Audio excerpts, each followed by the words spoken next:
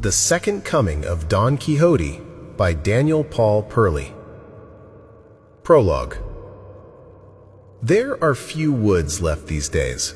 The ancient wilderness where hermits found solace and prophets carved wisdom into stone has largely receded, replaced by the relentless grid of concrete and wire.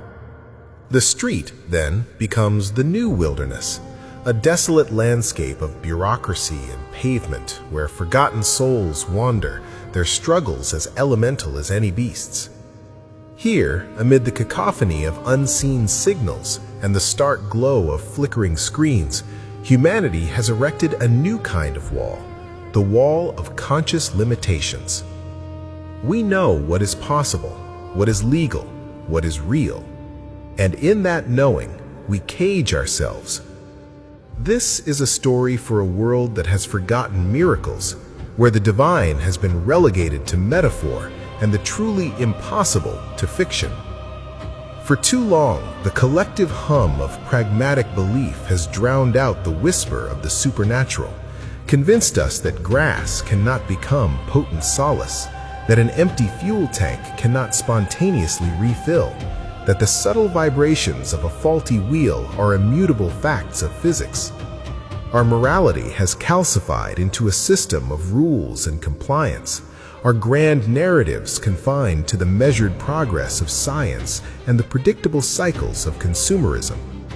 But what if madness is not a defect, but a shield? What if to be truly mad is to be utterly free from this collective delusion, to ignore the wall altogether? Enter W.O. Quixote. He is the inheritor of a lineage that stretches back millennia, a figure born anew every 2,000 years when the soul of humanity threatens to ossify. He is the modern Moses, seeing divine law in the necessity of connecting to a power outlet, the contemporary Christ turning common grass into a potent balm where spirit is depleted. Quixote sees not earthly law, but a higher, purer code of love and creative necessity. His acts, whether rescuing distressed damsels or mending a broken vehicle with a touch, are not violations, but rather pure acts of grace, reminiscent of Cana's wedding feast or the liberation of galley slaves by the world's first comic hero. He operates from the bottom, the homeless shelter, because it is from the deepest stratum of society that the most profound change must begin. Some may wage war on the overpowering drive to self-interest. They bend to lift others, but Quixote bends to lift all humanity.